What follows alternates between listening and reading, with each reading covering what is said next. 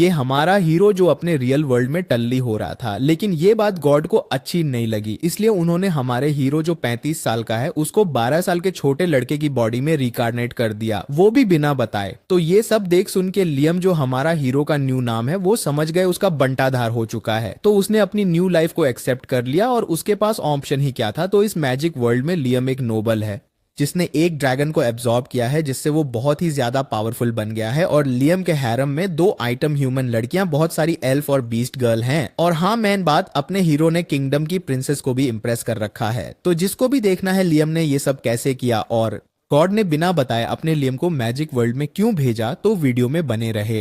हमारा main character एक नल्ले और बेकर नोबल लियम की बॉडी में उठता है और जैसे ही उसे रियलाइज होता है कि वो अब एक बच्चे के शरीर में है तो वो बहुत जोर से चिल्ला देता है। तभी वहां उसका मुंह बोला बाप उसे इतना सीन क्रिएट करने के लिए डांटता है, पर आज उसका मूड थोड़ा अच्छा होता है तो वो उसे फालतू नल्ली हरकत करके पार्टी को और खराब करने से मना कर देता है। लियम अभी भी विश्वास नहीं कर पा रहा था कि ये सब वास्तविक है, तो वो अपने आप से बोलता है कि टेंशन नहीं ली बेटा, सब ठीक हो जाएगा जब मैं अपने सपने से उठ जाऊंगा। पर अगले दिन जब वो उठता है तो वो वही लियम हैमिल्टन की बॉडी में रहता है। अब उसको एक्सेप्ट करना ही पड़ेगा कि यही उसकी न्यू लाइफ है। थोड़ी देर बाद उसकी पर्सनल मेड आती है उसे कपड़े पहनाने के लिए, तो लियम उससे थोड़े सवाल पूछता है और पता चलता है कि वो एक काउंट का 5वां बेटा है और जो पार्टी कल रात थी वो उसकी नई बेबी सिस्टर के जन्म का सेलिब्रेशन था। कुछ देर बाद लियम अपने बड़े भाई ब्रूनो से बैठकर थोड़ी और जानकारी इकट्ठा करने की कोशिश करता है और उसे पता चलता है कि ब्रूनो हैमिल्टन फैमिली का चौथा बेटा है, लेकिन उनकी फैमिली नोबेलिटी का स्टेटस खोने के बिल्कुल करीब है। लेकिन वास्तव में एक नियम है जो नोबल फैमिली को नोबल बनने से रोकता है। रूल ये कहता है कि हर नोबल फैमिली को हर 3 जनरेशन में कुछ बड़ा अचीव करना पड़ेगा, वरना उनका नोबल स्टेटस चला जाएगा और वो कॉमनर बन जाएंगे। और हैमिल्टन फैमिली अभी अपने तीसरे जनरेशन में है बिना किसी मेजर बड़े अचीवमेंट के, इसलिए उनका बाप और सबसे बड़ा बेटा एल ब्रिबेट सोसाइटी के लिए कुछ बड़ा कंट्रीब्यूशन देने के चक्कर में है ताकि अपना स्टेटस बचा सकें। पर ब्रूनो भैया को इस सब बातों से कोई फर्क नहीं पड़ता कि वो नोबल रहे या कॉमनर हो जाए, क्योंकि वो एक चिल बंदा है जो किसी भी चीज की फिक्र नहीं करता। लियम को ये देखकर सरप्राइज होता है, पर ऑनेस्टली उसको भी कोई फर्क नहीं पड़ता क्योंकि वो तो खुद भी कल ही यहाँ आया है। उसको तो समझ नहीं आ रहा कि अपनी लाइफ में आगे क्या करना है। तभी उनके लेसन टीचर आते हैं और अनाउंस करते हैं कि उनकी मैजिक की क्लास शुरू होने वाली है। जैसे ही लियम मैजिक शब्द सुनता है वो उसे चेतावनी देता है कि वो सब किताबें खतरनाक हो सकती हैं और उसे सावधानी से देखना चाहिए। ब्रूनो उसे चेतावनी देता है कि इतना उत्साहित होने की जरूरत नहीं है क्योंकि ज्यादातर लोगों में जादू का उपयोग करने की क्षमता ही नहीं होती। फिर भी उनका जादू टीचर लियम को प्रोत्साहित करता है कि वो मैजिक समझने की कोशिश करे, चाहे वो उसे उपयोग भी ना कर सके। लियम अपनी मित्र से कहता है कि उसे ग्रिम वॉर लाइब्रेरी दिखाए, तो वो उसे मेंशन के स्टडी रूम में ले जाती है। लियम लाइब्रेरी को देखकर पागल हो जाता है। वो शेल्फ देखते हुए एक बेसिक फायरबॉल वाली किताब उठाता है और तुरंत उसे ट्राई करने लगता है। इंस्ट्रक्शन फॉलो करने के बाद वो अपनी उंगली की टिप पर एक छोटी सी आग जला पाता है, जो कि फर्स्ट अटेम्प्ट के हिसाब से काफी अच्छी बात है। फिर वो अपने पापा के ऑफिस जाता है परमिशन लेने के लिए ताकि वो प्रॉपरली ग्रिमवॉर लाइब्रेरी को यूज कर सके, पर उसके पापा उससे बात करना पसंद नहीं करते। वो बस बिना कोई इंटरेस्ट दिखाए बोलते हैं कि लियम को जो करना है वो कर सकता है। लियम की पापा से बातचीत अच्छी तो नहीं गई थी, बट इंपॉर्टेंट ये है कि पापा ने परमिशन दे दी। अगले कुछ दिन लियम बेसिक एलिमेंटल स्पेल को मास्टर करने में लगा देता है।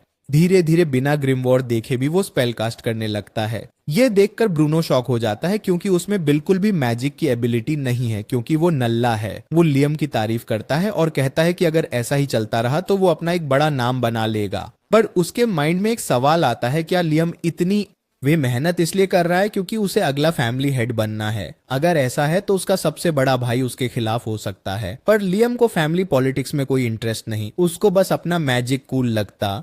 जब उसे नोवाइस स्पेल मास्टर हो जाते हैं तो वो आइस मैजिक सीखना स्टार्ट करता है, लेकिन तभी उसके पापा ने उसे बुला लिया। उसके पापा ने सुना है कि लियम का मैजिक टैलेंट काफी जबरदस्त है। पहले तो उसको लियम में कोई इंटरेस्ट नहीं था, पर अब अचानक से उन्हें उस पर इंटरेस्ट आने लगा है। वो लियम से एक मैजिक डेमोन्स्ट्रेशन मांगते हैं तो लियम बिना ग्रिम वॉर के एक स्पेल कास्ट करके दिखा देता। आदमी मिलता है जो एक पेड़ के नीचे बैठा होता है। जैसे ही वो लियम को देखता है तो वो थोड़ा टेंशन में लगने लगता है। वो लियम से पूछता है क्या वो हैमिल्टन फैमिली से है और क्या वो उसे यहाँ पकड़ने आया है। लियम पहले तो बोलता हाँ मैं हैमिल्टन फैमिली का मेंबर हूँ, पर उसे पकड़ने में लियम को कोई इंटरेस्ट नहीं है। ये सुन के वो आदमी रिलैक्स हो जाता है, पर उसकी नजर लियम के हाथों की ग्रिम वॉर पर पड़ती है। वो पूछता है कि क्या लियम मैजिक पढ़ रहा है। लियम हाँ कहता है और बोलता है मैं प्रैक्टिस करने जा रहा हूँ। तभी वो आदमी उससे पूछता है कि क्या वो एक और इफेक्टिव वे सीखना चाहता है मैजिक यूज करने का। ये सुन के लियम एक्साइटेड हो जाता है। वो आदमी उसको एक ऐसी टेक्निक दिखाता है जो एक साथ 5 अलग अलग मैजिक यूज कर देती है। लियम ये देखकर शॉक हो जाता है। फिर आदमी उसको एक चैलेंज देता है कि एक साथ 2 स्पेल कास्ट करें। लियम ट्राई करता है और बिना किसी दिक्कत के एक हाथ से फिल्म कटर और दूसरे हाथ फिर से कोशिश करता है, और जैसे ही वो स्पेल कास्ट करता है वो ये चैलेंज भी एक्सेप्ट करता है। और शुरू में वो ये चैलेंज पूरा करने के बहुत करीब होता है, पर उसकी मैजिक पावर खत्म होने लगती है और स्पेल इसी वजह से फेल हो जाती है। ये देख के लियम थोड़ा सैड हो जाता है, पर आदमी समझाता है कि ये सिर्फ प्रैक्टिस और कंट्रोल का मामला है, तो टेंशन नहीं लो। फिर वो आदमी डायग्राम ड्रॉ करके समझाता है ये तकनीक सिर्फ प्राइम नंबर पर काम करती है। 1 2 3 स्पेल एक साथ कास्ट हो सकती है, पर तुम 4th स्पेल कास्ट नहीं कर सकते। प्राइम नंबर रूल के अकॉर्डिंग लियम तब तक higher multi spell casting activate नहीं कर सकता, तब जब बढ़ा सकता है, ऊपर तक ले जा सकता है। इसमें मदद करने के लिए वो एक स्पेशल रिंग ऑफर करता है। ये रिंग बेसिकली एक बड़े ग्रीम वॉर है जिसमें हर तरह के स्पेल स्टोर हैं, ताकि लियम जब चाहे इसे सीख सके। लियम एक्साइटमेंट में रिंग पहन लेता है और 300 स्पेल उसके छोटे से दिमाग में फ्लो करने लगती है। वो तुरंत उन्हें ट्राई करना चाहता है तो वो जंगल की तरफ मुड़ता है और विंड डॉट स्पेल एक्टिवेट करता है, जिससे एक तेज हवा चलने लगती है। ये रिजल्ट देखकर लियम काफी खुश होता है, और जब वो उस आदमी की तरफ मुड़ता है थैंक्स बोलने के लिए, तब तक वो वहां से गायब हो चुका होता है। तभी लियम की मेड आती है और उसे डांटती है कि अभी के टाइम में जंगल में अकेले घूमना सेफ नहीं है क्योंकि एक सस्पिशियस आदमी आसपास देखा गया है। पर इस बात को छोड़कर वो लियम के लिए एक ग्रीन वॉर लेकर आई है जो उसके फादर ने भेजने को कहा था। उसे किताब देने के बाद मेड वापस मैंशन में चली जाती है। लियम वापस जंगल की तरफ देखता है और वो आदमी अचानक से उसके पीछे आ जाता है। लियम उससे पूछता है कि वो पहले कहाँ गया था, तो वो बताता है कि वो कहीं गया नहीं था, सिर्फ इनविजिबिलिटी जादू का उपयोग करके छुप गया था। वो कह रहा है कि उसे कोई देख ले तो समस्या हो सकती है, इसीलिए उसने ऐसा किया। तभी वो ग्रीम वॉर देख के उत्साहित हो जाता है और लियम को एक नई ट्रिक दिखाने की पेशकश करता है। वो कहता है कि अंगूठी पहनते वक्त ग्रीम वॉर से एक स्पिरिट बुलाओ, और जैसे ही लियम फायर स्पिरिट बुलाता है वो अंगूठी के अंदर अवशोषित हो जाता है। यह देख के वह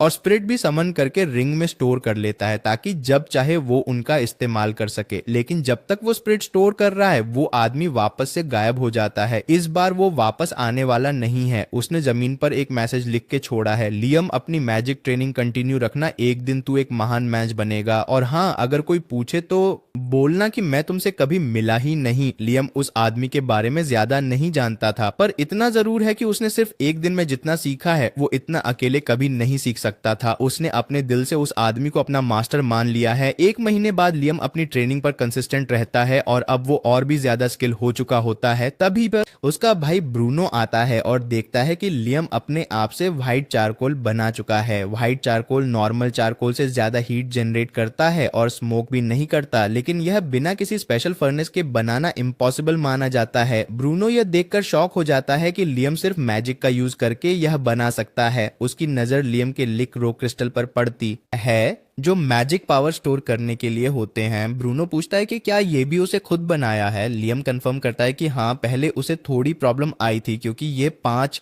टेक्निक के मैजिक को एक साथ यूज करने की डिमांड करता है, पर अच्छे प्रैक्टिस करने के बाद उसे यह आसानी से करने लगा। ब्रूनो खुश है कि उसका छोटा भाई टैलेंटेड है और अपनी लाइफ सेट कर सकता है। वैसे भी ब्रूनो जल्दी शादी करने वाला है तो वह घर छोड़कर जाने वाला है। यह सुनकर लियम हो जाता है क्योंकि उसे इस शादी का पहले पता नहीं था। ब्रूनो बताता है कि वो एक लो रैंकिंग नोबल फैमिली में शादी कर रहा है। वो लोग हैमिल्टन फैमिली के टॉम पावरफुल हैं, लेकिन वहां ब्रूनो को आजादी मिल सकती है, इसलिए वो ये शादी से खुश है। ब्रूनो जाने से पहले लियम को एक जरूरी बात बताता है। उनके फादर एक बेटी चाहते थे जो रॉयल फैमिली में शादी करके हैमिल्टन फैमिली का स्टेटस सिक्योर कर सके, पर जब लियम एक लड़का निकला तो उन्होंने उसे फेलियर समझ लिया। तब उन्होंने दोबारा एक बेटी पैदा करने की कोशिश की, पर तब तक तक उनका पेशेंस खत्म हो चुका था, इसलिए वो किसी भी तरह से एक बड़ा अचीवमेंट दिखाना चाहते थे और जंगल के अंदर एक पावरफुल मॉन्स्टर को मारने के लिए अपनी फोर्स भेज दी। पर ये प्लान पूरी तरीके से फेल हो गया और 90% आर्मी वहां ही मारी गई। ब्रूनो मानता है कि हैमिल्टन फैमिली अब बर्बाद होने वाली है, इसलिए वो लियम को एडवाइस देता है कि अपनी सर्वाइवल की प्लानिंग खुद करे और इंडिपेंडेंट बनने की सोच रखे। लियम को ब्रूनो की बात सीरियस ले लेता है और वो डिसाइड करता है कि वो अपनी चीजें बेचकर पैसे कमाएगा ताकि फाइनेंशियली इंडिपेंडेंस ले सके। व्हाइट चारकोल काफी वैल्यूएबल है, इसलिए उसे एक अच्छा प्राइस मिलता है, पर उसे कुछ और भी प्रॉफिटेबल ढूंढना पड़ेगा ताकि वो अपनी जिंदगी का फ्यूचर सिक्योर कर सके। एक दिन वो टाउन के एक नूडल शॉप पे जाता है और रामेन ट्राई करता है। उसका टेस्ट उसे बहुत अच्छा लगता है और वो देखता है कि टाउन के और भी लोगों को ये पसंद आ रहा है, पर प्रॉब्लम ये है कि यहाँ के नूडल हमेशा फ्रेश बनाने पड़ते हैं और वो जल्दी खराब हो जाते हैं। तो ये देख के लियम के दिमाग में एक ब्रिलियंट आइडिया आता है। वो इंस्टेंट नूडल बनाता है जो सिर्फ गर्म पानी डालने पर रेडी हो जाए। इसके लिए उसने स्प्रेड का यूज करके नूडल को कुक और हाइड्रेट किया ताकि वो ज्यादा देर तक चल सके और इजीली बना सके। एक्साइटेड होकर वो मर्चेंट गिल्ड जाता है अपना प्रोडक्ट बेचने के लिए, पर उसे मना कर दिया जाता है। मर्चेंट उससे कहता है कि वो तब तक कुछ नहीं बेच सकता जब तक उसके पापा या एल्डेस्ट ब्रदर का रिटर्न में परमिशन ना हो उसके पास। लियम समझ जाता है ये सब उसके बड़े भाई एल्बर्ट का प्लान है। एल्ब्रेट उसकी सक्सेस से जेलस है और उसे हर हालत में फेल होता देखना चाहता है, लेकिन लियम हार मानने वालों से नहीं है। वो डिसाइड करता है अगर उसे हैमिल्टन रीजन में बेचने नहीं दिया जा रहा तो वो कहीं और बेचेगा अपने आइटम। वो अपने आइटम बॉक्स में प्रोडक्ट स्टोर करता है और एक डेयरिंग मूव करता है खुद को समन करना। पहले तो लगता है कि ये टेलीपोर्टेशन होने वाला है, पर एक्चुअली एक परफेक्ट क्लोन क्रिएट हो जाता है। लियम अपना क्लोन को एक दूसरे शहर में भेज देता है ताकि वो वहां अपनी चीजें बेच सके। कुछ दिनों बाद उसका क्लोन एक मैसेज भेजता है कि सेल्स धमाके से हो रही है और अगर सब कुछ ऐसा ही चलता रहा तो लियम जल्दी इंडिपेंडेंट बन जाएगा।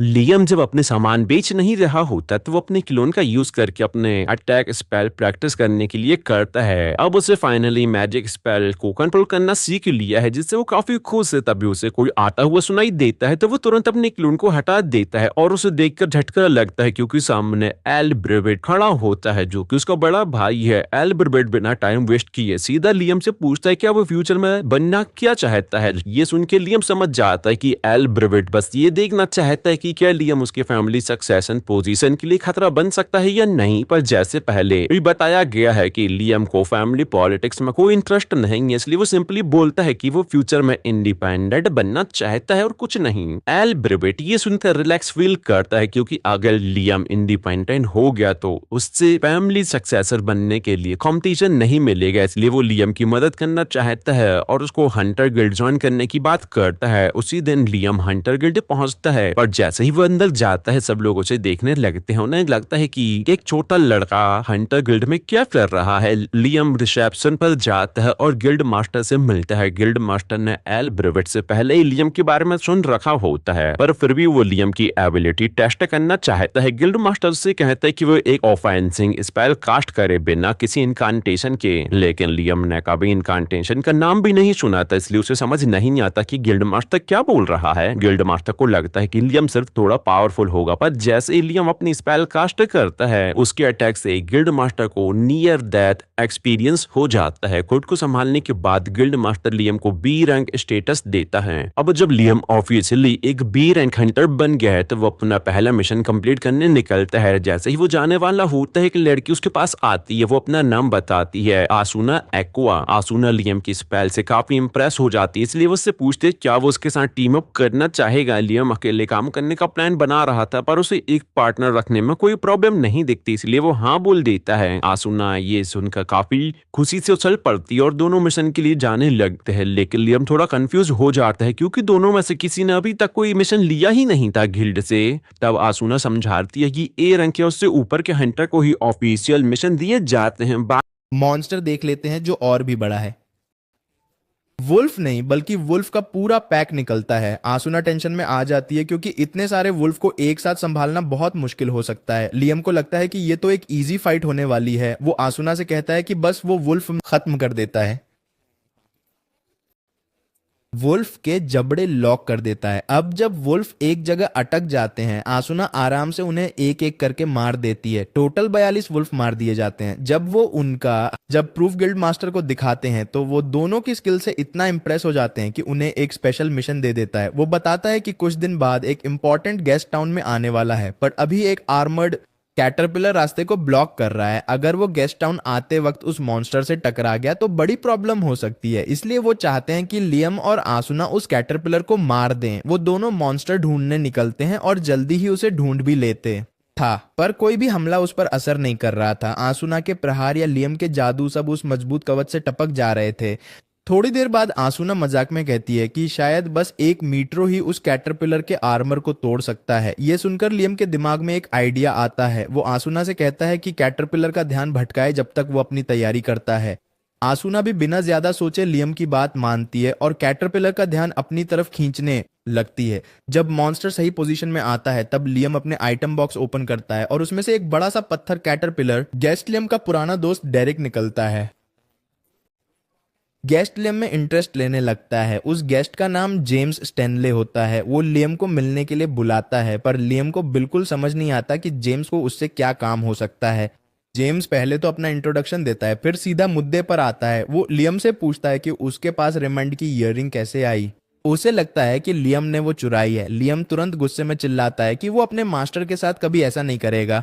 फिर वो पूरा इंसिडेंट बताता है जो उसके और रेमंड के बीच फॉरेस्ट में हुआ था। जेम्स को ये सुनकर हंसी आ जाती है क्योंकि ये सुनने में एकदम रेमंड की स्टाइल जैसा लगता है। वो लियम से माफी मांगता है कि उसे सिमोन पर हमला करना चाहिए है कि वो अपना सबसे पावरफुल फायर स्पेल उस पे फायर करें। लियम टेस्ट एक्सेप्ट कर लेता है, पर इस बार वो एक इनकांटेशन यूज करने का प्लान बनाता है जो उसके स्पेल पावर को और बूस्ट करेगा। इनकांटेशन तभी बेस्ट काम करता है जब उसमें दिया गया सबकास्टर के कुछ इंपॉर्टेंट, इसीलिए लियम अपना पसंदीदा हीरोइन का नाम बोलना शुरू कर देता है। उसका इनकांटेशन काम करता है और उसकी मैजिक मिसाइल का हमला सामान्य 7 से बढ़कर 11 हो जाता है। बेचारा सिमोन जो सोच रहा था कि सिर्फ एक नॉर्मल टेस्ट होगा, अटैक से बच नहीं पाता और घायल हो जाता है। जेम्स लियम की हाई वॉल्यूम मैजिक की कैपेसिटी से काफी इंप्रेस होता है, इसलिए वो उसे एक रिवॉर्ड ऑफर करता है और बोलता है कि वो उसे नाइट का स्टेटस देगा। नाइट बनने का मतलब है कि लियम अब ऑफिशियली इंडिपेंडेंट हो गया है, तो एलब्रुएट भी शायद उस पर नजर रखना बंद कर देगा। जेम्स रेमंड को अच्छे से जानता है, इसलिए उसे पता है कि रेमंड प्रैक्टिकल जोक पसंद करता है। वो लियम से पूछता है कि उसके साथ कुछ रिसेंटली कुछ अजीब हुआ है। तब लियम को याद आता है कि जब वो अपने आइटम बॉक्स को मास्टर कर रहा था तब उसने फॉरेस्ट की लेक का पूरा पानी एब्जॉर्ब कर लिया था। तब उसे एक लेटर मिला था जो रेमंड ने छोड़ा था। लेटर में लिखा था कि रेमंड उसे ग्रेजुएशन गिफ्ट में 100 केजी गोल्ड देना चाहता है, पर वो पूरे लेक के अंदर डूब गया है। इसीलिए रेमंड ने डिसाइड किया कि वो गोल्ड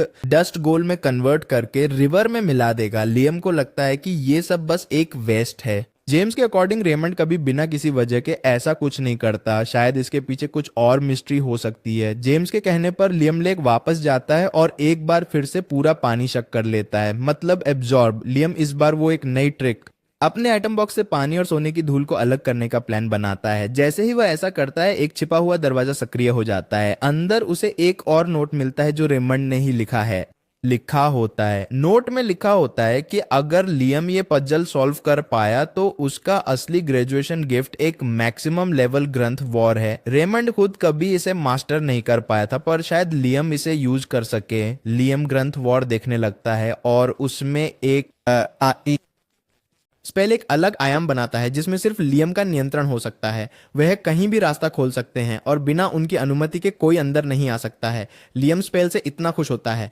जैसे ही उसे मौका मिलता है वह आसुना के साथ वापस शिकार के लिए निकल पड़ता है। इस बार उनका प्रतिद्वंदी एक डिफेंडिंग शील्ड देता है, पॉकेट डायमेंशन में खींच लेता है, जिस वजह से दोनों सेफ हो जाते हैं। जब फ्रॉग फाइनली थक जाता है तब वह उसे इजीली खत्म कर देते हैं। बाद में जब वो गिल्ड वापस जाते हैं तो गिल्ड मास्टर उनका फ्रॉग मैजिक स्टोन देखकर शॉक हो जाता है। यह एक रैंक क्वेस्ट थी जो उन्होंने बहुत जल्दी कंप्लीट कर दी। आसुना गिल्ड मास्टर पे गुस्सा होती है क्योंकि वो सिर्फ लियम की तारीफ कर रहा है, तो गिल्ड मास्टर माफी मांगते हैं।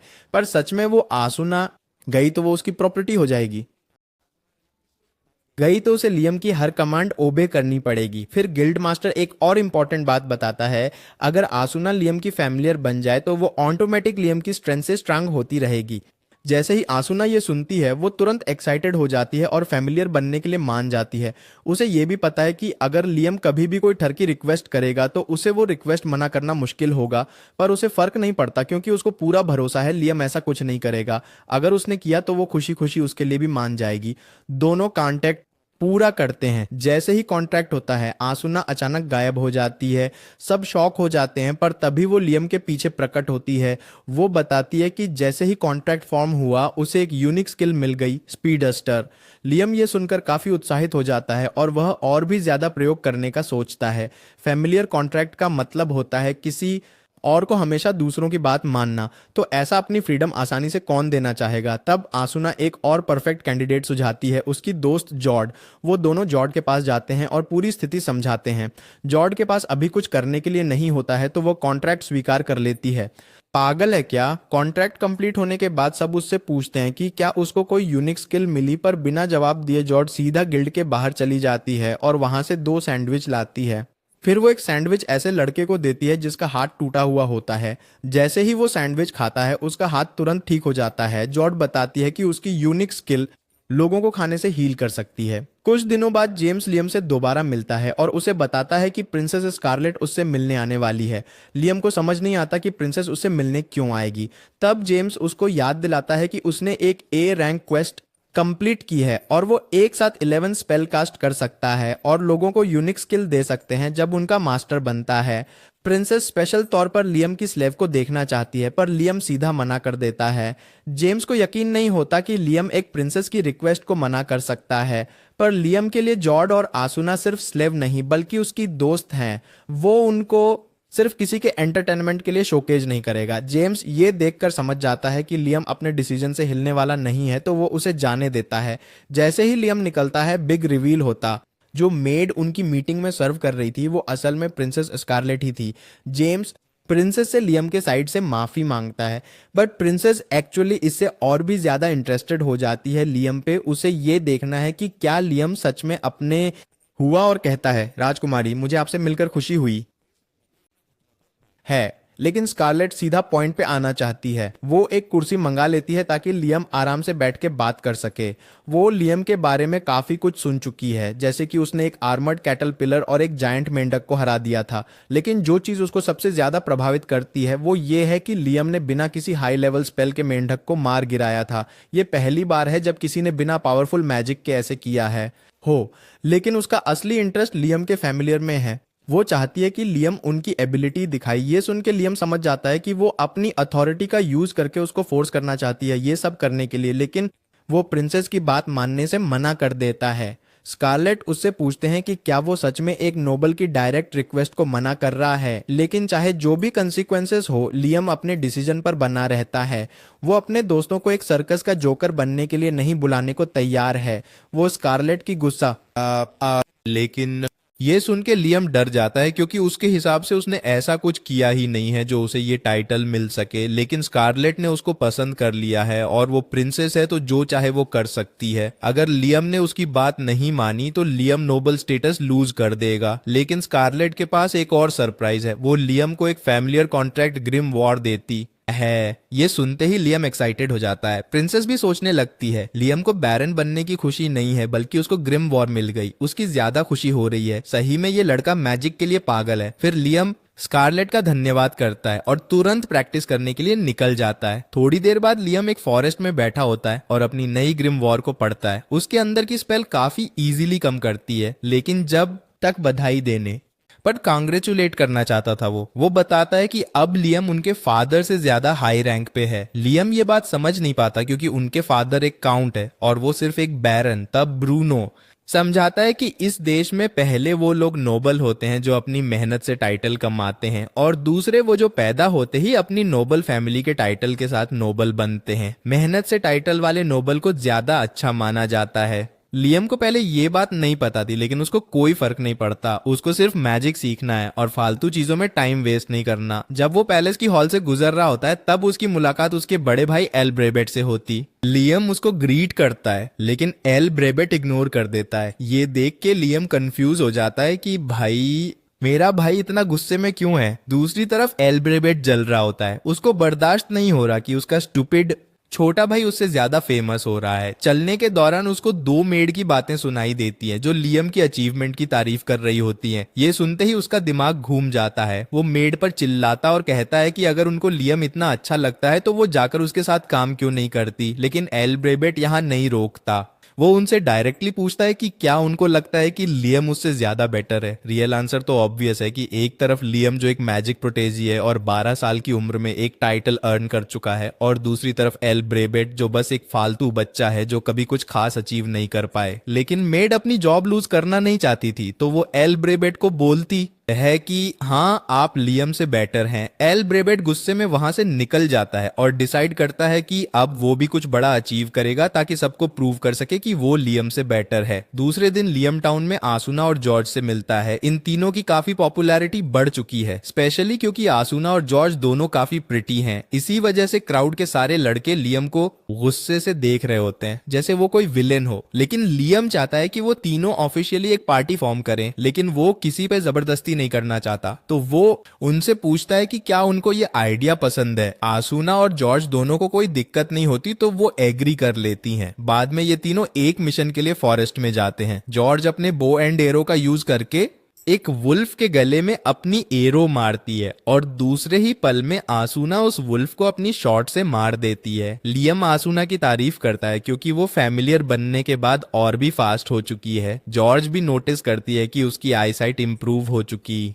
चूंकि कॉन्ट्रैक्ट की वजह से वो एक बार फिर से एक जवान लड़की बन गई है। लियम जॉर्ज से पूछता है कि क्या बेटर विजन हमेशा अच्छी चीज होती है। जॉर्ज हाँ बोलती है। उसके लिए तो हमेशा से ये एक ब्लेसिंग है क्योंकि वो एक आर्चर जो है। ये सुनते ही लियम एक छोटा सा एन्चांटमेंट स्पेल कास्ट करता है जिससे जॉर्ज का विजन और इम्प्रूव हो जाता है। आसुना भी एक्साइटेड हो जाती है और लियम से कहती है कि उसका ट्रांसलेट किया हुआ वर्जन होगा, वो उस पर भी एक एन्चांटमेंट स्पेल कास्ट कर दें। लेकिन लियम ऐसा नहीं करता क्योंकि कॉम्बैट पावर एनहांस करना बहुत ही ज्यादा रिस्की हो सकता है, क्योंकि अगर उसकी बॉडी स्ट्रेस हैंडल नहीं कर पाई तो उसकी हड्डी गिर दे हवा में उड़ता तीर देख सकता है।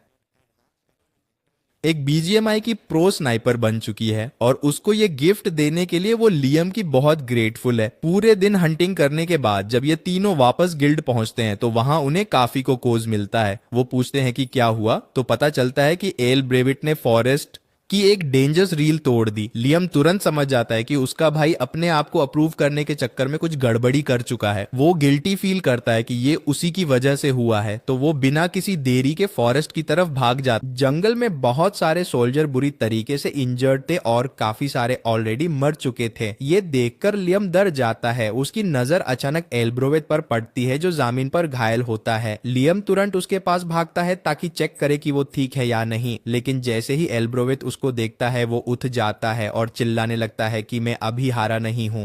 बस तभी गिल्ड मास्टर एक बड़ा सा डंडा उठाता है और एल्ब्रुवेट के सर पर जोर से मार देता है। उसका रीजन सिंपल है, यहाँ ऑलरेडी सिचुएशन इतनी खराब है तो वो दो बड़े घर के लड़कों की बच्चों वाली फाइट यहाँ होने नहीं दे सकता।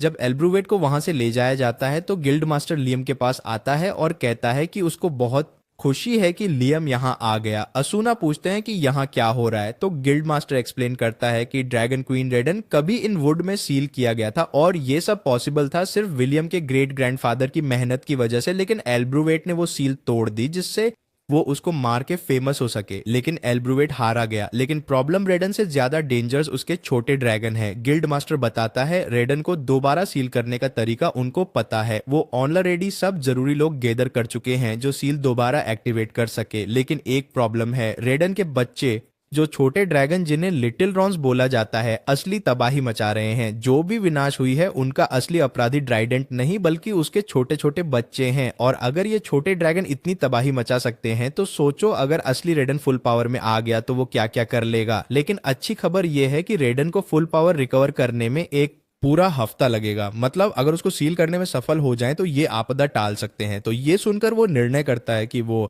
पूरी तरीके से मदद करेगा। लियम तुरंत रेडन की लोकेशन पे जाता है जहां उसको 3 छोटे लिटिल रॉन्स गार्ड कर रहे होते हैं। ये ड्रैगन इतने बड़े नहीं है तो असूना सोचती है कि उसको चांस लेना चाहिए। जैसे ही वो उन पर अटैक करने के लिए भागती है एक लिटिल रॉन एक फायरबॉल शूट करता है। असूना अटैक को जॉर्ज कर लेती है लेकिन पीछे का एक बड़ा सार ट्री पूरी तरीके से जल जाता है। लियम भी अपनी मैजिक मिसाइल अटैक करता है लेकिन लिटिल रॉन्स अपनी फायरबॉल से उसके अटैक को काउंटर कर देते हैं। ये देख के लियम लिटरली कंफ्यूज हो जाता है कि अब आगे वो क्या करें। उसका स्ट्रांगेस्ट अटैक भी इन पर काम नहीं कर रहा, लेकिन उसके पास एक और ट्रम्प कार्ड है, अंदर वर्ल्ड गेट। वो असूना को ऑर्डर देता है कि वो जॉर्ज को लेके यहाँ से भाग जाए। लिटिल रॉन्स फुल स्पीड में लियम पर अटैक करने आते हैं, लेकिन जैसे ही वो उसके पास आते हैं लियम अपना अंदर वर्ल्ड गेट खोल देता है और तीनों ड्रैगन उसके अंदर गिर जाते हैं। गिल्ड मास्टर को जो अभी हुआ उस पर भरोसा नहीं होता कि लियम ने अकेले तीनों लिटिल रॉन्स को हरा दिया। लियम खुद भी शॉक में होता है क्योंकि ये बहुत क्लोज कॉल था। अब जब छोटे ड्रैगन इंटरफेयर नहीं कर सकते, गिल्ड मास्टर पूरी टीम को बुलाता है ताकि रेडन को दोबारा सील किया जा सके। असूना और जॉर्ज भी वापस आते हैं और रिलीफ फील करते हैं कि सब सेफ है। असूना पूछते हैं कि उसने ये कौन सी स्पेल यूज की। लियम बताता है कि उसने एक अलग आयाम बनाने वाला स्पेल का उपयोग किया, जिससे जो भी अंदर जाता है वो वहां ही गायब हो जाता है। लेकिन तभी लियम एक आवाज सुनता है और अगले ही सेकंड लिया को अपने दिमाग में बुला लेता है। फिर पठन लिया से पूछता है तू कौन है, क्योंकि तुम एक ह्यूमन तो हो लेकिन तुम्हारे अंदर एक जबरदस्त सोल छुपी हुई है। ये सुन के लिए थोड़ा कंफ्यूज हो जाता है क्योंकि उसके हिसाब से वो एक नॉर्मल इंसान है, लेकिन रेडन क्लियरली देख सकता है कि लियम की बॉडी और उसकी सोल मैच नहीं कर रही। लियम रियलाइज करता है कि रेडन शायद इस बात की तरफ इशारा कर रहा है कि वो एक रिकार्नेटेड सोल है, तो वो सोचता है कि शायद रेडन उसके रिकॉर्ड मिशन में शामिल होने का फैसला करता है।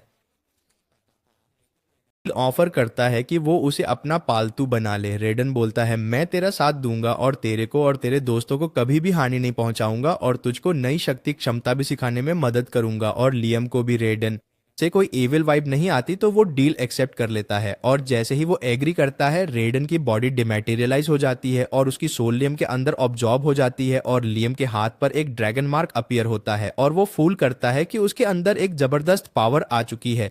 जैसे ही वो एक मैजिक मिसाइल कास्ट करता है वो देखता है कि अब वो एक साथ 17 स्पेल फायर कर सकता है। लेकिन इस पावर की एक नेगेटिव साइड भी होती है। उसके पास जितने भी लोग होते हैं उनको एक्सट्रीम हेडेक होने लगता है क्योंकि उसका बहुत ज्यादा डांस हो चुका है। लियम तुरंत अपना माना सरप्राइज करता है और सबसे माफी मांगता है। अपनी सिंसियरिटी दिखाने के लिए वो गिल्ड मास्टर को 10 किलोग्राम सोने की डस्ट ऑफर करता है ताकि जो सोल्जर घायल हुए हैं उनके ट्रीटमेंट का खर्चा निकल सके। रात को लियम के फादर उससे मिलते हैं। वो काफी ग्रेटफुल है कि लियम ने एक बड़ा डास्टर होने से रोका है और उसको ये भी पता चला है कि जेम्स अभी भी टाउन में ही है, तो ये न्यूज रॉयल कैपिटल तक जरूर पहुंचेगी। और बात रही एल्ब्रूट की, तो वो अभी भी लियम से हार मानने को तैयार। इस दौरान वह एक छोटा सा लिटिल रेडन समन करता है। अभी के लिए वह एक पेट जैसा लगता है, लेकिन आगे चलकर वह उसे कॉम्बैट के लिए भी इस्तेमाल कर सकता है। तभी प्रिंसेस स्कारलेट वहां आ जाती है। जैसे ही वह लियम का मैजिक देखती है तो वह शॉक हो जाती है क्योंकि ये तो होली मैजिक था। वो जानती थी कि लियम टैलेंटेड है, लेकिन इतनी छोटी उम्र में होली मैजिक यूज कर पाना ये तो बहुत ही रेयर बात है। लेकिन वो यहाँ एक और रीजन से आई है, जो है लियम को रिवॉर्ड देना। वो चाहती थी कि लियम को एक और नोबल टाइटल मिले, लेकिन बाकी नोबल ने जेम्स ऐसा करने से उसे रोक दिया, तो उसने लियम को order of the phoenix 3rd class का अवार्ड दिया है। लेकिन जैसे उसको पता चलता है लियम ने रेडन को ऑब्जॉर्ब कर लिया है, वो डर जाती है।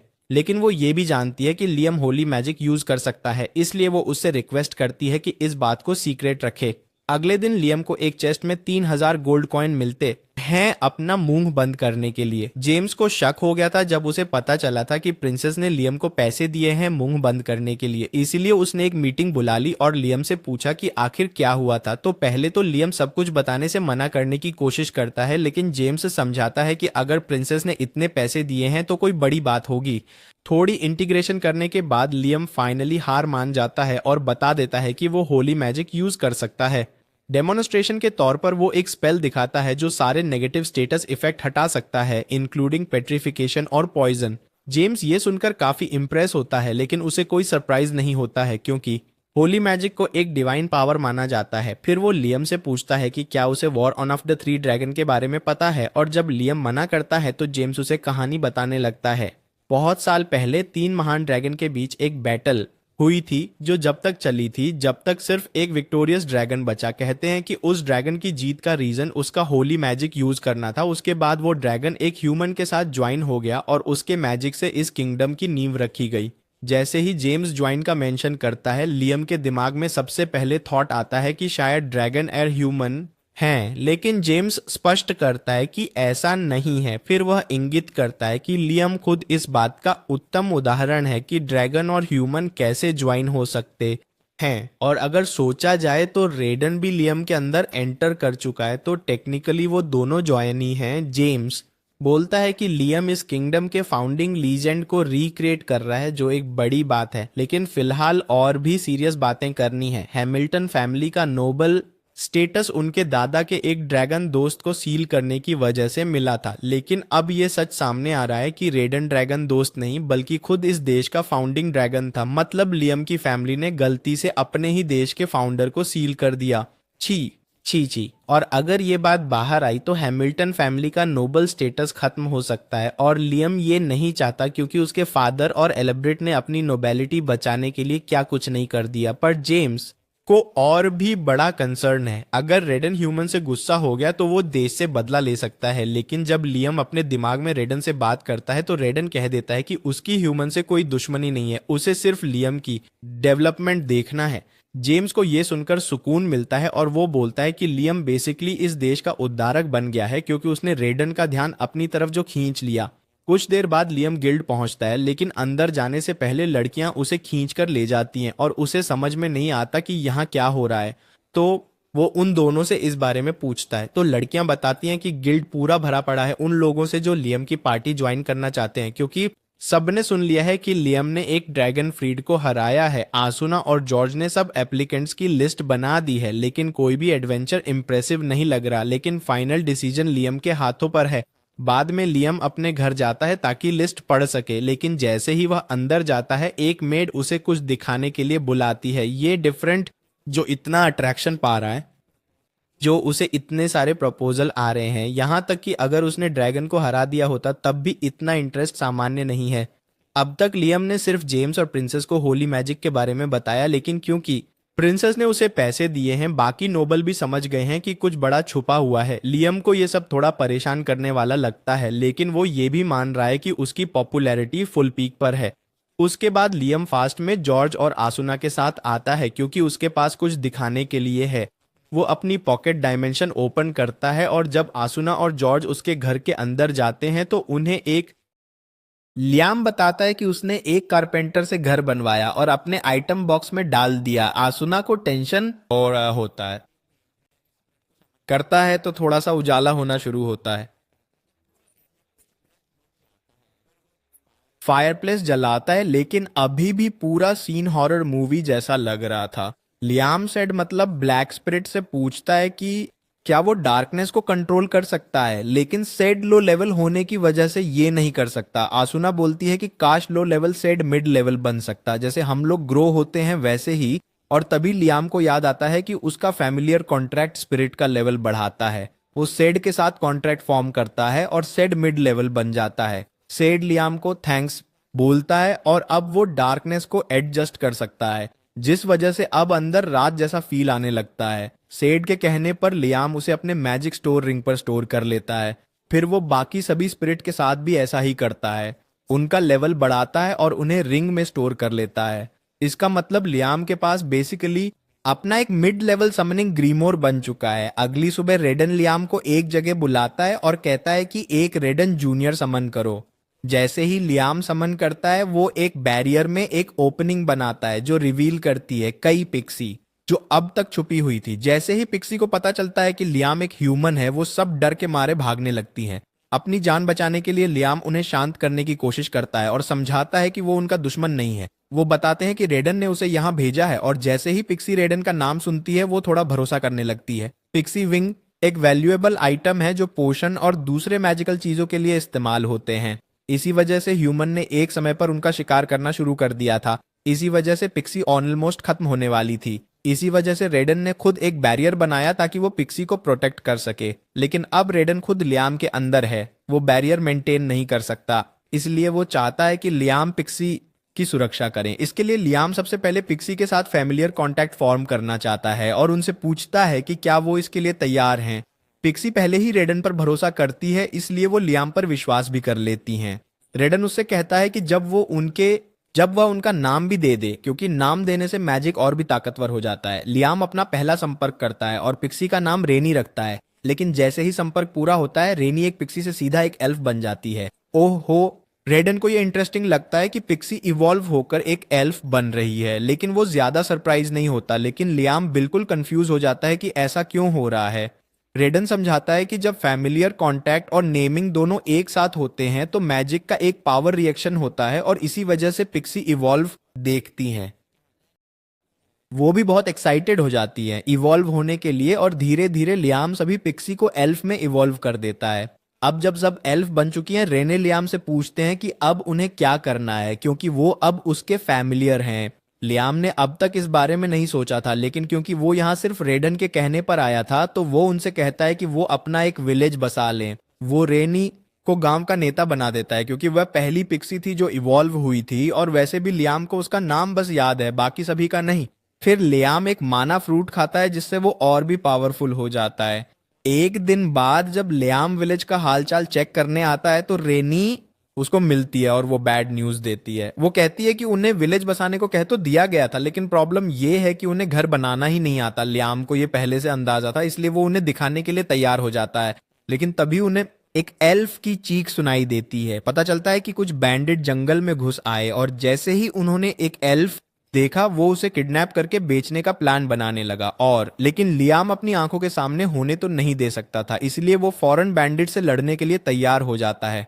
वो अपना क्लोन समन करता है और दोनों एक साथ अटैक करके बैंडिट को हरा देते हैं। पर लियाम को रियलाइज होता है कि जंगल एल्फ के रहने के लिए बिल्कुल सेफ नहीं है, तो वो सोचता है कि अभी के लिए उन्हें अपने पॉकेट डायमेंशन में ले आए। लेकिन प्रॉब्लम ये है कि वहां की स्पेस छोटी है। जब वो चेक करते हैं तो देखते कि स्पेस पहले से काफी बढ़ चुकी है। शायद वो माना हनी जो उसे नकल खाया था उस वजह से हुआ होगा, तो ये उसके लिए परफेक्ट है। इसीलिए वो सभी एल्फ को अंदर आने को बोलता है ताकि वो उसे सेफ जगह ले जा सके। कुछ देर बाद लियाम उन्हें अपनी जगह ले आता है और एल्फ को बताता है कि वो यहाँ सेफ है। एल्फ ये पॉलिटिक्स में पढ़ना पसंद नहीं है। अगले 4 दिन तक लियम एल्फ के लिए एक अच्छी जगह ढूंढने की कोशिश करता है और इसी वजह से वो रेडन से सीखी हुई नई मैजिक प्रैक्टिस करता है।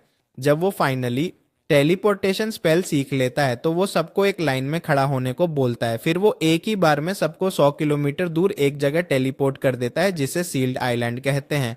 ये वही जगह है जिसे रेडन ने सील किया था, लेकिन उसने लियम को इस जगह का यूज करने की परमिशन दे दी। नॉर्मल तरीके से ट्रैवल करते तो यहाँ पहुंचने में 4 दिन लगते, लेकिन लियम की टेलीपोर्टेशन मैजिक से सब एक पल में पहुंच गए। फिर वो सब सबसे पहले तो नीचे आते हैं और अपनी वाटर स्प्रिट से लियम एक वाटर सोर्स बनाने को कहता है। फिर लियम एल्फ से कहता है कि वो यहाँ अपना विलेज बसाएं, लेकिन उन्हें घर बनाने के लिए किसी की मदद चाहिए होगी। तो अभी के लिए वो रेडन जूनियर को एल्फ की सुरक्षा करने के लिए छोड़ देता है और खुद वापस लौट जाता है। जैसे ही वो वापस आता है प्रिंसेस उससे मिलने आती है और पूछती कि क्या रेडन ने कभी प्रॉमिस लैंड नाम की जगह का जिक्र किया है। लियम को प्रॉमिस लैंड के बारे में नहीं पता है, लेकिन वो प्रिंसेस को बताता है कि रेडन ने उसे सील्ड लैंड यूज करने की परमिशन दे दी। प्रिंसेस उससे कहती है कि वो उसे वहां ले जाए, लेकिन बदले में लियम एक चीज मांगता है। वो चाहता है कि प्रिंसेस उसके साथ एक कोर्ट इंजीनियर ले आए क्योंकि उसे एक प्रोजेक्ट पूरा करना है। लेकिन असली इंजीनियर को ले जाने की बजाय वो उसका एक क्लोन बनाता है और प्रिंसेस और क्लोन को टेलीपोर्ट करके सील्ड आइलैंड ले जाता है। वहां पहुंचने के बाद प्रिंसेस कंफर्म करती है कि यही प्रॉमिस लैंड है। वो एक पुरानी कहानी सुनाती है जो कहती है कि दुनिया की सेलिब्रेशन प्रॉमिस लैंड में छुपी है और एक खास रिंग इस जगह की चाबी है। ये रिंग रॉयल फैमिली में जनरेशन से है। लेकिन जैसे ही लियम उसे छूता है पूरे आइलैंड का एक बड़ा सा टुकड़ा हवा में उड़ने लगता है। ये देखकर प्रिंसेस लियम के सामने झुक जाती है और उससे रिक्वेस्ट करती है कि वो यहाँ एक नया नेशन बनाए जो ह्यूमन सिविलाइजेशन का फ्यूचर हो सकता है। लियम बिल्कुल भी यह करना नहीं चाहता था, लेकिन जब प्रिंसेस ने अपनी पूरी लॉयल्टी और रिसोर्सेज देने का प्रॉमिस किया तो उसके पास कोई ऑप्शन नहीं बचा और उसे प्रिंसेस की बात माननी ही पड़ती है। गॉलेट के इंस्ट्रक्शन में काम हो रहा है और एल्फ बहुत अच्छे से अपना विलेज बना रहे हैं। इसी बीच लियम अपने मैजिक से इस जगह घूम रहे मॉन्स्टर को खत्म करने में बिजी है। जब वो फाइनली एक जायंट टर्टल को हरा देता है तो उसे अपने पीछे प्रिंसेस स्कारलेट दिखती है और स्कारलेट माफी मांगती है कि वो उसे घूर रही है, पर उसके मास्टर की आउटस्टैंडिंग मैजिक पावर को देखकर वो पागल हो गई। लियम अभी भी इस मास्टर सर्वेंट वाले रिलेशनशिप से कंफर्टेबल नहीं है जो स्कारलेट चाहती है, तो वो स्कारलेट से बोलता है तुम्हें मुझे सर्व करने की जरूरत नहीं है क्योंकि तुम एक किंगडम की सेकंड प्रिंसेस हो जो लियम से रैंक में काफी ऊपर है। पर स्कारलेट ये सब अपनी मर्जी से कर रही है। उसकी फैमिली की रगों में ड्रैगन ब्लड फ्लो करता है, जिस वजह से उसके घर की औरतों की शादी दूसरे नेशन के लोगों से कराई जाती है अच्छा रिलेशन बिल्ड कराने के लिए। इसीलिए वो प्रिंसेस ड्रैगन के आकार का दरवाजा देखते एंशियंट रूइन का एंट्रेंस देखते हैं। जब वो अंदर जाते हैं तो वो एक मेटल ड्रैगन देखते हैं जो रूम के बीच में बैठा है। जैसे ही वो पास जाते हैं ड्रैगन एक्टिवेट हो जाता है और ऐसा लगता है कि वो अटैक करने वाला है। लियम रेडन से पूछता है कि क्या हो रहा है। रेडन एक्सप्लेन करता है कि ये उसके बनाए गार्ड में से एक है और डेफिनेटली अटैक करेगा, पर अगर लियम उसके फोरहेड पे लिखे one moment please while I translate, let's proceed with the translation, ancient letter में से एक लेटर हटा दे तो ये पालतू पेट बन जाएगा। ये सुनकर लियम टेलीपोर्ट करके ड्रैगन के फोरहेड तक जाता है और एक होली लेंस का यूज करके लेटर को हटा देता है जो ड्रैगन के डिफेंस मोड को डीएक्टिवेट कर देता है। ड्रैगन स्कारलेट के ब्लड पर रिएक्ट करता है और उसकी बात सुनने लगता है। स्कारलेट खुशी से ड्रैगन गार्ड को एक्सेप्ट कर लेती है। जब लियम कहने लगता है कि वो सरफेस पे वापस जाने वाला है तो स्कारलेट बोलती है कि वो यहाँ रुकेगी जब तक ड्रैगन फुल्ली रिकवर ना हो जाए। लियम अभी भी स्कारलेट के प्रिंसेस होने के बावजूद उसका ऑर्डर मानने वाले कॉन्सेप्ट से एडजस्ट नहीं हो पा रहा था, तो रेडन उसे सजेस्ट करता है कि अगर ये अनकवर्डनेस हटानी है तो लियम को खुद एक इक्वल इम्पॉर्टेंट इंसान बनना पड़ेगा। पर यह कहना जितना आसान है करना उतना ही मुश्किल। तभी लियम को विलेज से डिस्टरबेंस महसूस होती है जो एल्फ बना रहे थे। वो तुरंत वहां टेलीपोर्ट होता है और देखता है कि विलेज पूरी तरीके से बर्बाद हो चुका है। एल्फ बताते हैं कि ये सब एक वुल्फमैन के अटैक की वजह से हुआ है और फिर से वही वुल्फमैन वापस आते हैं और डिमांड करते हैं कि आउटसाइडर उनके होली है कि उन्हें कोई गलतफहमी हुई है, इसलिए वो उन्हें समझाने की कोशिश करता है कि उनको यहाँ रहने की परमिशन मिली है। पर वुल्फमैन बिना सुने अटैक कर देते हैं और लियम को टेलीपोर्ट होकर बचना पड़ता है। जब बात नहीं बनती तो लियम अपने पास से एक रेडन जूनियर दिखाता है जो प्रूफ होता है कि रेडन से वो कनेक्टेड है। अब वुल्फमैन अपनी गलती समझ जाते हैं और सिंसियरली उन लोगों से माफी मांगते हैं। एल्फ बोलते हैं कि कोई बात नहीं, क्योंकि वुल्फमैन सिर्फ अपनी ड्यूटी कर रहे थे। फिर एल्फ सजेस्ट करते हैं कि वुल्फमैन भी लियम के फैमिलियर बन जाए। वुल्फमैन का लीडर सोचता है कि ये आइडिया अच्छा है और एग्री कर लेता है। लियम भी मना नहीं करता और कॉन्ट्रैक्ट क्रिएट करता है जिसमें लीडर का नाम क्रिस रखता है, लेकिन क्रिस मेल नहीं फीमेल होती है, जिसको देखकर सब हैरान हो जाते हैं। पर अगले दिन लियम विलेज वापस जाता है और देखता है कि क्रिस और बाकी वुल्फमैन की वजह से विलेज का काम और तेज हो गया है। जैसे ही क्रिस लियम को देखती है वो एक्साइटेड होकर उसे हग कर लेती है।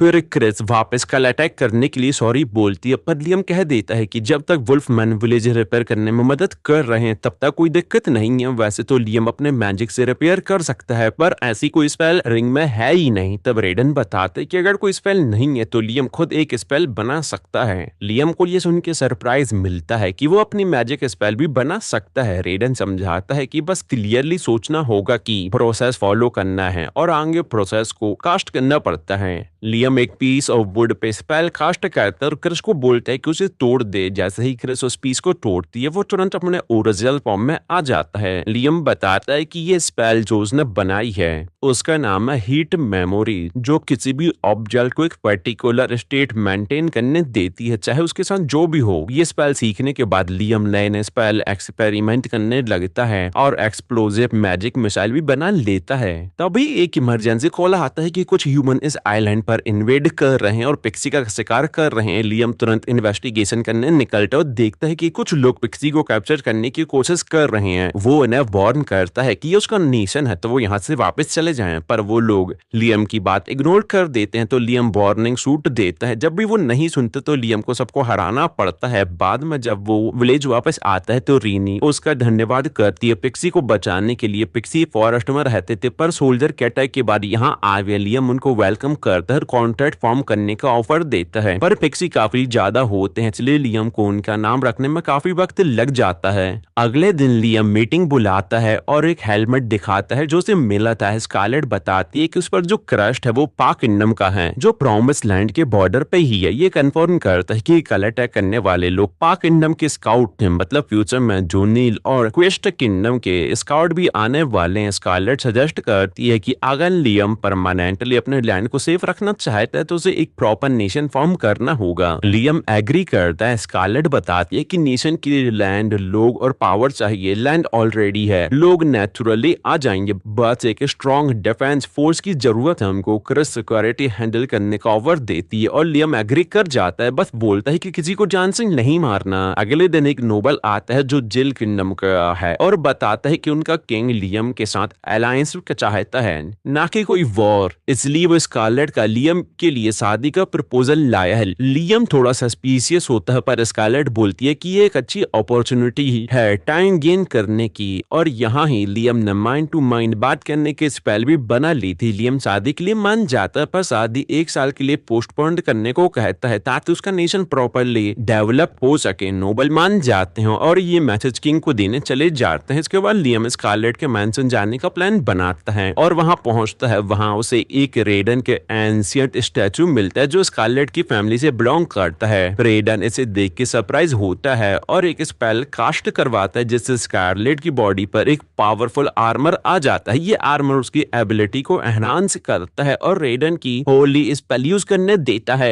स्कारलेट एक्साइटेड होती है, पर एक स्पेल कास्ट करके वो अपना पूरा माना खत्म कर लेती है। रेडन एक्सप्लेन करता है ये आर्मर पहनने वाले की एबिलिटी को बढ़ाता है और अब स्कारलेट पावरफुल स्पेल भी यूज कर सकती है। बस अभी जो स्कारलेट ने आर्मर पहना था वो गोल्डन आर्मर था, रेडन के बनाए सभी आर्मर सेट में से सबसे पावरफुल था। शायद स्कारलेट लो रैंक आर्मर को हैंडल कर सकती है, पर वो सब बैटल में खो गए हैं, तो अब उनमें से कोई भी स्कारलेट के लिए मिलना इम्पॉसिबल ही था। लियम को ये कोई बड़ी प्रॉब्लम नहीं लगती, क्योंकि अगर रेडन ने ये आर्मर बनाया था तो इसका मतलब वो इसे रिक्रिएट कर सकता है ताकि स्कारलेट का बॉडी उस पावर को हैंडल कर सके। रेडन को लाइम का जूस काफी मजेदार लगता है, इसलिए वो उसकी मदद करने के लिए एग्री कर लेता है और बताता है कि सबसे पहले उसे हाई क्लास मिथरल चाहिए होगा। लियम स्कारलेट से पूछता है कि क्या वो हाई मिथरल अरेंज कर सकती है आर्मर के लिए, और स्कारलेट कहती है कि उसके लिए कोई बड़ी बात नहीं है। तो लियम तुरंत काम पे लग जाता है। थोड़ी मेहनत के बाद लियम फाइनली एक ऐसा आर्मर बना लेता है जो स्कारलेट के लिए परफेक्ट है। वो उसे आर्मर देता है और बोलता है कि पहले उसे एक कॉन्ट्रैक्ट फॉर्म करना पड़ेगा। इसके लिए उसे स्टैचू पे अपना थोड़ा सा ब्लड स्पिल करना होगा। जैसे ही स्कारलेट अपना ब्लड स्टैचू पे गिराती है, उसकी बॉडी एक बार फिर से मैजिक आर्मर से कवर हो जाती है, लेकिन इस बार वो बिना गिरे रेडन की स्पेल कास्ट कर पा रही है। क्योंकि ऐसा इसलिए हुआ था क्योंकि लियम ने न्यू आर्मर को अपना फैमिलियर बना के नाम दे दिया था, जिससे ये और भी पावरफुल हो गया है। ये देख के रेडन काफी इंप्रेस होता है कि लियम ने इतनी इजीली उसका आर्मर रिक्रिएट कर दिया और अपना फैमिलियर भी बना लिया, जो वो कभी नहीं कर पाया था। और अब जब आर्मर की बात हो ही रही थी, तब रेडन उसे एक और पावरफुल आर्मर के बारे में बताता है जो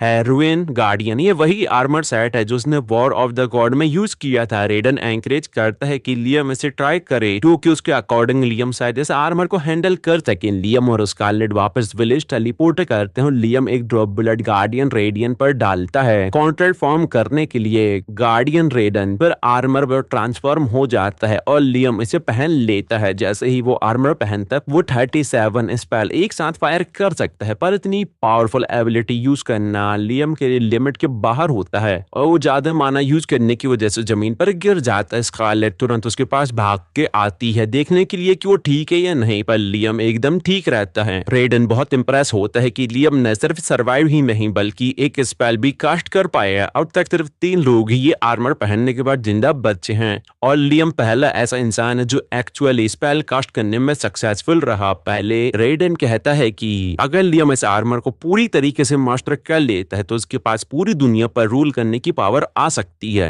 फिर लियम क्रिस्टल का यूज करके अपनी माना रिकवरी करता है। गार्डियन आर्मर जितना पावरफुल है उतना ही माना ड्रेन भी करता है, इसलिए लियम डिसाइड करता है कि फिलहाल ट्रेनिंग को होल्ड पर रखेगा और आर्मर को आइटम बॉक्स में डाल देता है। फिर वो स्कारलेट को वापस कैपिटल में टेलीपोर्ट करके खुद विलेज में आके सबको चेक करता है। सब कुछ स्मूथ चल रहा होता है, पर तभी रेनी उसके पास आती है एक इम्पोर्टेंट न्यूज लेकर। पता चलता है कि विलेज के पास एक ग्रुप ऑफ ट्रोल रहते हैं। यूजुअली ट्रोल या तो बहुत नाइस या तो फिर बहुत वायलेंट, मतलब खूंखार होते हैं, और अनफॉर्चुनेटली जो यहाँ ट्रोल हैं वो वायलेंट वाले हैं। अभी तो बड़ा डेंजरस नहीं है, पर क्योंकि दूसरे किंगडम के लोग यहाँ आते रहेंगे तो बेस्ट ये होगा कि लियम ट्रोल को अपने विलेज में शामिल कर ले ताकि कोई आगे फाइट ना हो। फिर लियम ट्रोल की लोकेशन पर जाता है उनसे बात करने। वहाँ लियम को आयरन ओर भी मिलता है, पर जल्दी ही उसका सामना ट्रोल के लीडर से होता है। लीडर पूछता है कि लियम यहाँ क्या कर रहा है, तो लियम बताता है कि वो यहाँ एक नया नेशन बनाने वाला है और चाहता है कि ट्रोल भी उसके साथ जुड़ जाए। पर ट्रोल लीडर इंसानों पे बिल्कुल भरोसा नहीं करता और सीधा लियम को बाहर निकलने के लिए बोलता है और बात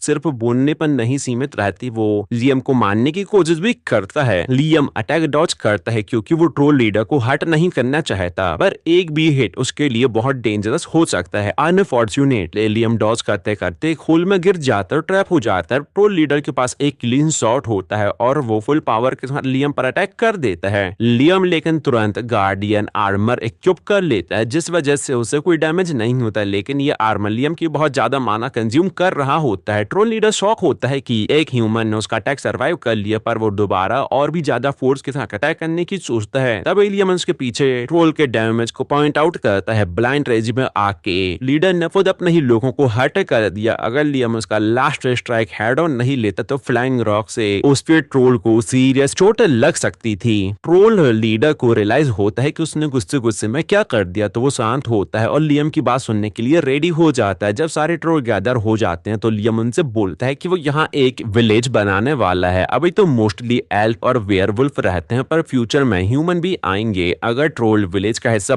नहीं बने तो ह्यूमन और ट्रोल के बीच लड़ाई हो सकती है, जो ह्यूमन को ट्रोल के खिलाफ भी कर सकता है। ट्रोल लीडर समझता है कि लियम क्या कह रहा है, पर पहले वो विलेज को चेक करना चाहेगा कि वहां रहना सेफ है या नहीं। लियम को इससे कोई प्रॉब्लम नहीं होती, वो ट्रोल को टेलीपोर्ट करके विलेज ले आता है। जब ट्रोल लीडर विलेज को देखता है तो वो हैरान हो जाता है, पर तभी क्रिस उसे स्पॉट कर लेती है और सीधा उस पर अटैक कर देती है। लियम कंफ्यूज होता है कि यहाँ क्या हो रहा है, तो वो क्रिस से पूछता है कि ये किस बात की फाइट है, तो क्रिस बताती है कि वो और ट्रोल लीडर पहले से एक दूसरे को जानते हैं। एक्चुअली ये दोनों एक दूसरे को बहुत बड़ी परेशानी मानते हैं। क्रिस कहती है कि अब तक उसने ट्रोल लीडर को 307 बार हरा चुका है।